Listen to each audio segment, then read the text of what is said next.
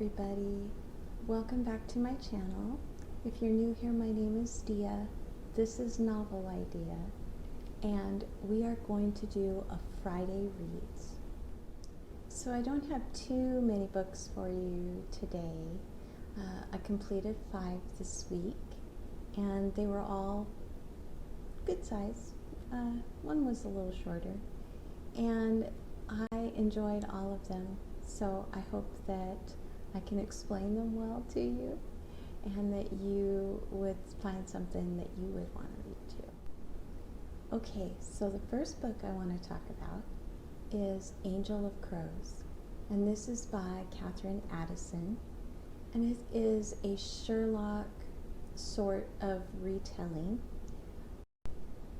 Sherlock in this story is an angel, and he is an angel with dark wings, which usually means in this world that that angel is fallen. Somehow he ended up with dark wings, but he is not fallen, and he has a sidekick who is a doctor whose name is Doyle. So neither Doyle or Sherlock are who they appear to be. This is a gender-bent Sherlock. There is a Moriarty character in the story, and there are vampires and werewolves and angels and kind of these ogre-like creatures. And the two of them, Doyle and Crow, who is the Sherlock character, go around solving crimes and trying to get Scotland Yard to listen. So the story is Sherlock-like enough to know that that is what the story is a parody of, but it is also very different because she takes the fantasy characters of werewolves and vampires and angels, and she flips it just enough on its head, and there is a sweetness to Crow that's not really there with Sherlock, and a really enjoyable story. I'm so glad that I picked it up. It's not a new all-time favorite, but I hope she writes more and that I get to read more in this series. This was an A read for me. I gave this a 94%, and again, I'm just so glad that I read it. Okay, and then the next book that I read this week was Half a Soul, and this is by Olivia Atwater, and it was kind of a cute, sweet book. So Half a Soul is about a little girl whose mother has made a bargain with an elven duke, and the little girl doesn't know anything about it, but she wanders into a wood one day, and the elven king shows up to take his payment, and he doesn't succeed in taking her whole soul. He only gets half of it, thanks to her cousin and some scissors. So the half a soul that the elf king takes seems to be the half with her emotions. So she grows up not being able to really react or feel the way that human beings would react and feel. Well, this is set in kind of almost a Regency era, and it is about these two cousins that are trying to get this half a soul back from this elf king, and they hire somebody to help them, and the story unfolds from there. So I really enjoyed this story. I thought it was absolutely precious. So it really was a precious story. I am trying really hard to work on other descriptives for the books that I'm reading, because I seem to be reading an awful lot of cute sweet, precious, cozy stories. But this sweet, cute, precious, cozy story really was, and it was a solid A from me. I gave it a 95%. And the next book was Guns of the Dawn by Adrian Tchaikovsky, and I really expected to be blown away by this book from everything that I've heard from everybody. And I wasn't. I enjoyed it. So let me tell you what it was about. Guns of the Dawn is set in almost like a Louisiana, New Orleans, olden days kind of setting. And we are following a very old, wealthy family from that time and following them during a time of war.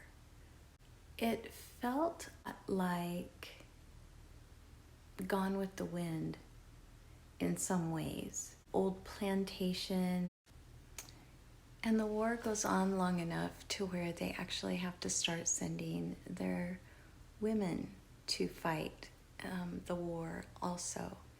And so we begin to follow Emily, who is the middle daughter of a very well-to-do family, and she takes it upon herself to go become a part of this army and fight. So it's basically just following Emily's story. There's some, I guess you'd call it a love story in there, and the typical things that happen in war.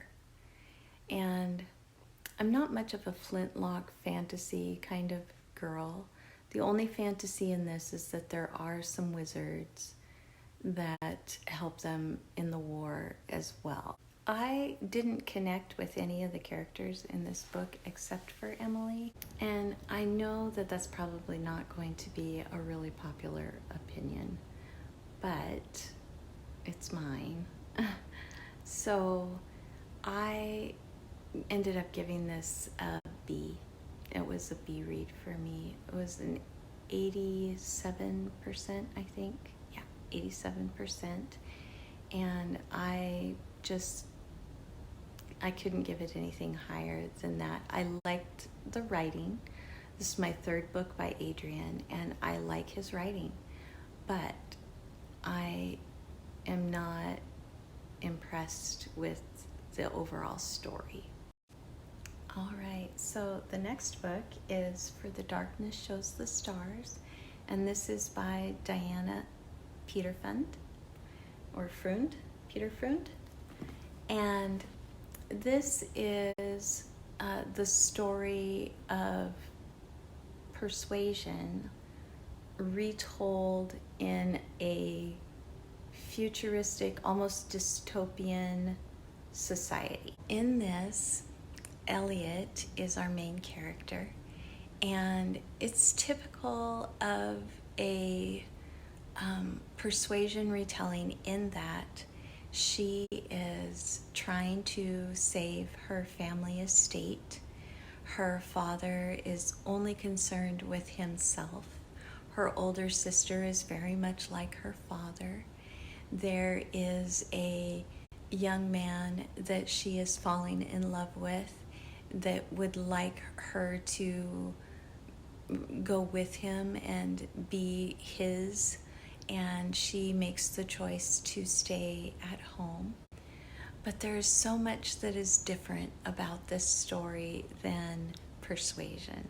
It starts off with them as children, the two, which are Kai and Elliot, start off as children in this book, and we kind of get backstory as they sneak letters back and forth to each other about a society that is the way it is now due to a genetic testing that was going on to try to improve humanity to a point where they were almost godlike.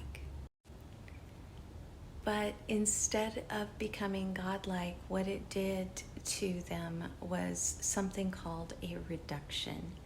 and it just basically left them as almost vegetables. And so they can't really speak well, they can't really do anything other than like the same task over and over again. They don't read. But their children are not like that. So even though they are of the reduced, their children are now called post-reduction because they do not have the same traits or qualities that their parents did. It is still about saving an estate. It is still about a love that goes away and returns.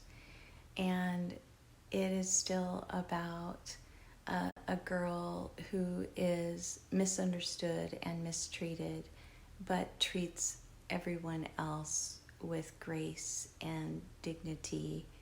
And I enjoyed it for all of those reasons. It is not going to be a new all-time favorite or anything like that. It is a good story. It's not a great story. For The Darkness Shows the Stars ended up being a B read for me. It is an 85% and I liked it. I don't know that I'll ever read it again, but it did hold my attention and it did make me want to find out what was going to happen in the end. Isn't it amazing that we can make mistakes in the past? And this story is set far, far in the future. And they glamorize the past. It's the good old days. But they're making the same mistakes and trying to overcome the same things that we struggle with. And it just kind of goes to show you that humanity is going to repeat history. And the last book that I finished this week is Borges and Me. And this is by Jay Parini. And this is the story of him meeting Borges and traveling around Scotland with him. So the story opens in 1986 when Jay wakes up and goes about his normal morning routine and finds out while listening to a radio broadcast that Borges has died. And it opens with him reminiscing about Borges. And I just wanted to read you a little bit. Memories surfaced now. I had met Borges when I was a graduate student many years before in Scotland and traveled with him from St. Andrews to the Highlands and back. Our encounter lasted only a week or so, but it forced a shift in me, a change of perspective, hitting me at just the right time. And all I know for sure was that my way of being in the world was never quite the same after Borges. So Jay opens up talking about how he's just finished college. He goes back in time and he starts telling us about he's just finished college. The Vietnam War is going on. And he doesn't want to live at home and he doesn't want to go to war. So what can he do? And he decides that he's going to go on with his schooling and he's going to go to St. Andrews in Scotland. And while he is there, his mentor gets called away and he basically gets assigned to a blind old man who needs to do some traveling, and Jay ends up taking him. So there's a part where he is now on the road with Borges and he's writing a little letter back to a girl, and it really explains well how their relationship really developed. So I was going to read that little bit to you. Okay. So it says, I'm here with Borges. Alistair suddenly had to go to London and left me in charge of the blind old fellow who is now snoring in our bedroom. I'm escorting him through the Highlands on a kind of weird circuit. I have stories to tell. He's not easy. And yet Borges has more stories in his head and heart than anyone alive. He talks incessantly, but rarely am I bored, though I am sometimes lost in his chatter. It's like trying to cross a violent stream from one shore to another, over stepping stones where it's hard to find footing. I fall into the icy water, but climb to the surface again and continue to the other side. Every day is a crossing, and every day I stumble and fall, but I think I'm learning from him. He takes an otherwise dead universe and animates it, brings everything to life in his blindness, which is a kind of vision in itself. So in case you can't tell, I really liked it. It wasn't quite what I expected it to be, but I loved every minute of my time in it, and really glad that I heard about it from Camila. So thank you, Camila. Okay, so that's everything that I completed this week. So what's up next? I'm currently in the middle of Locklands, which is the third book in the Founders Trilogy by Robert Jackson Bennett. Just began that one, so not very far in, enjoying it so far. I just got the Bone Chips Wake of the Bone Chips by R.J. Barker in at the library, so I'm going to go pick that up and finish off the Tide Child trilogy by R.J. Barker. And lastly, the only one that I know for sure that I will be reading, Katherine Addison's next book in the Goblin Emperor series, I don't know what it's called, is also in at the library. It's called, the book is called The Grief of Stones, and it's supposed to be book 2, even though it didn't come out in that order.